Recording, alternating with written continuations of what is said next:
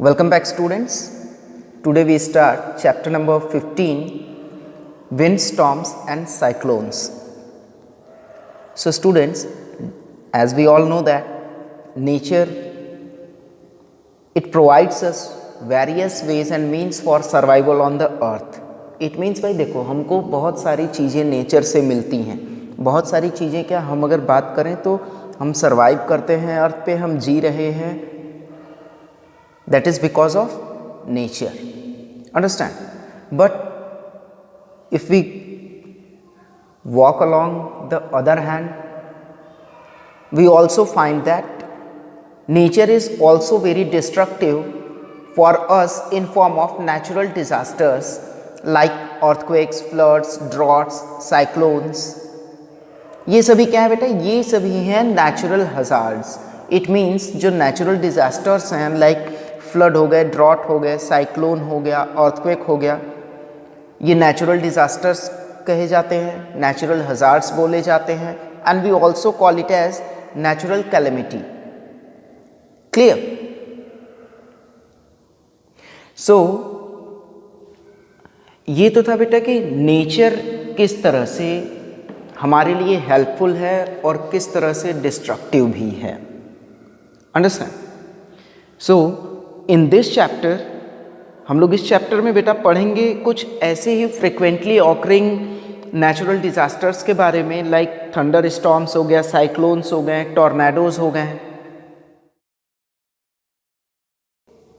मैं आप लोगों को एक बात बता दूं कि दिसंबर 2016 में एक जो साइक्लोनिक स्टॉर्म आया था जिसका कि नाम साइक्लोन वारदा था, इसने अंडमान निकोबार आइलैंड को हिट किया था, तमिलनाडु को हिट किया था, जिससे कि भारी बारिश हुई थी और लगभग जो विंड थी वो अबाउट 155 किलोमीटर पर आवर की स्पीड से चल रही थी.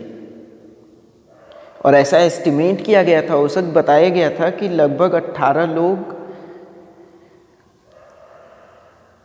डेड हो चुके थे. कैटल, पोल्ट्री, मीन्स कहें तो जो धन जन की क्षति थी उस वक्त बहुत ही ज़्यादा हुई थी. क्लियर? सैकड़ों घर जो हैं वो तबाह हो गए थे. और बेटा ये क्या था कि इसकी वजह से रोड, पावर इंफ्रास्ट्रक्चर और पब्लिक ट्रांसपोर्टेशन को भी काफ़ी नुकसान हुआ था. क्लियर? तो भाई जैसा कि हमने आपको एक साइक्लोन के बारे में बताया, वर्दा साइक्लोन के बारे में.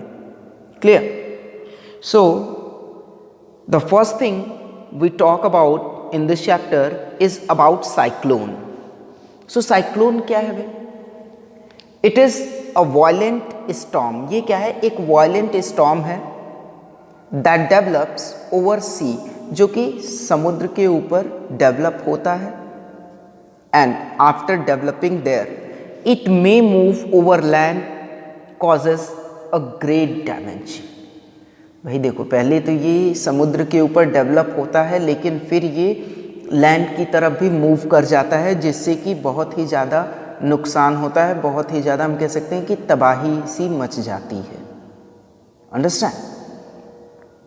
भाई देखो it may covers hundreds of kilometres. ये सैकड़ों किलोमीटर की एरिया जो है वो कवर कर लेता है. और उस वक्त जो विंड ब्लो कर रही होती है इस साइक्लोन के दौरान, उसकी स्पीड बेटा हम सिर्फ एक अंदाज़ा लगा सकते हैं और वो बता सकते हैं कि लगभग 200 किलोमीटर प्रति घंटे होती है.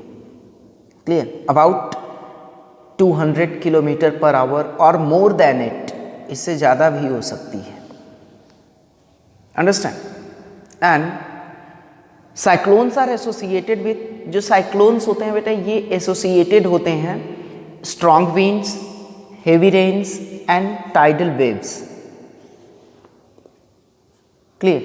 ये तीनों एक साथ मिलकर के एक साइक्लोन बना देते हैं. One more thing related to cyclones are these are restricted to tropical latitudes. ये बेटा ये सिर्फ ट्रॉपिकल लैटिट्यूड्स में ही रेस्ट्रिक्टेड हैं. अंडरस्टैंड? अब साइक्लोन के बारे में हमने ये तो जान लिया, लेकिन अभी हमें साइक्लोन के बारे में और क्या जानना है कि साइक्लोन बनते कैसे हैं, why they are formed and why they are so destructive. So for that we have to study about some elements related to cyclones, and one element I am going to tell you about is air pressure. एक element जो है बेटा वो मैं बताने जा रहा हूँ, that is air pressure. So air pressure की बात करें बेटा तो जब भी हम बात करेंगे प्रेशर की तो हमारे मन में एक एग्जाम्पल आता है कि जैसा हम लोग पानी के अंदर स्विम करने के लिए जब जाते हैं तो हम ये महसूस करते हैं कि जैसे जैसे हम डीप में जाते हैं वैसे वैसे हमारी बॉडी पे जो वाटर का प्रेशर है वो क्या है, वो बढ़ता जाता है, इंक्रीज करता जाता है. क्लियर?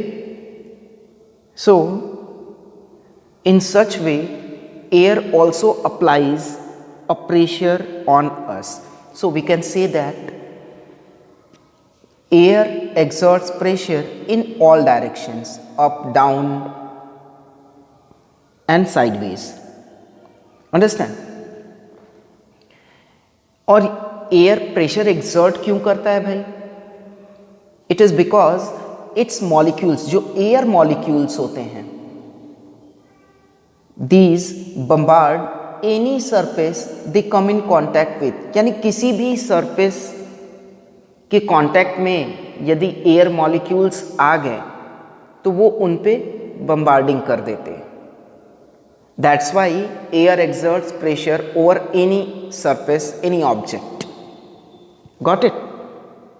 नाउ सी,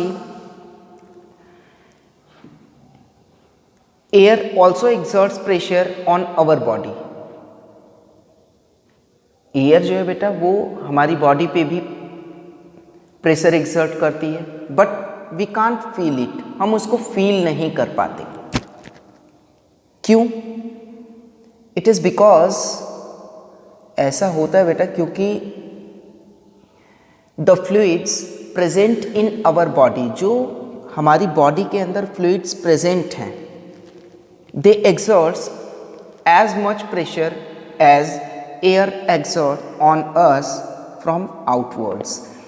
मीन्स देखो, हम सिंपल वर्ड्स में आपको समझा देते हैं कि हमारी बॉडी पे भी एयर प्रेशर एक्सर्ट करती है, बट हम उसको फील नहीं कर पाते.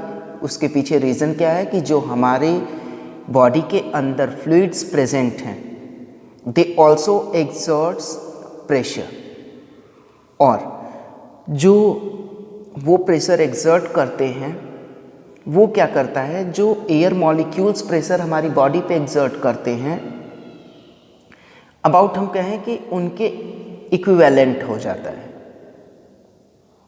Clear? That's why we are not going to feel any kind of pressure that is being exerted by air. Got it? Now another thing related to air pressure, let's see that it decreases gradually as we go higher in the atmosphere. जैसे जैसे हम ऊपर जाएंगे बेटा atmosphere में, air pressure जो होता है ये ग्रेजुअली डिक्रीज करने लगता है, धीरे धीरे कम होने लगता है. Now I am going to tell you about one application that works because of air pressure, and what is that? That is a rubber sucker. Clear? एक रबर सकर के बारे में हम लोग बात करते हैं. It works because of air pressure. ये कैसे वर्क करता है भाई? ये एयर प्रेशर की वजह से वर्क करता है. क्लियर? अब देखो इसमें होता क्या है कि सपोज जैसे कि एक कोई भी स्मूथ सरफेस है, ठीक है, उस पे हमने क्या किया, रबर सकर को रख दिया, और हम उसको यदि उसके अगेंस्ट में, इस सरफेस के अगेंस्ट में उसको हम पुश करते हैं, तो जब हम पुश करेंगे बेटा तो सरफेस और सरफेस और जो सकर है इसके बीच में जो है जो एयर प्रेजेंट होगी that is being forced out, वो क्या होगी, वो वहाँ से फोर्सली आउट हो जाएगी। और इससे क्या होगा कि जो उस स्पेस में एयर है वहाँ का प्रेशर क्या होगा, वो एयर प्रेशर रिड्यूस हो जाएगा, कम हो जाएगा in comparison to the pressure that is being exerted on the sucker from outside. Understand? So अब यहां से हमको क्या देखने को मिला कि ग्रेटर एयर प्रेशर exerted, यहां से हमें क्या देखने को मिला, greater air pressure outside the sucker firmly press it to the wall, यानी कि एयर प्रेशर जो था, अब देखो भाई सकर और सरफेस के बीच जो एयर प्रेशर था वो, और जो एयर प्रेशर था सकर के ऊपर, तो हम कह सकते हैं एक प्रेशर इनसाइड था, एक प्रेशर आउटसाइड था। दोनों को कंपेयर किया गया तो जो आउटसाइड का प्रेशर था वो ज़्यादा था। That leads the sucker formally press it to the wall, और इस तरह से वो रबर सकर स्टिक हो जाता है। अंडरस्टैंड?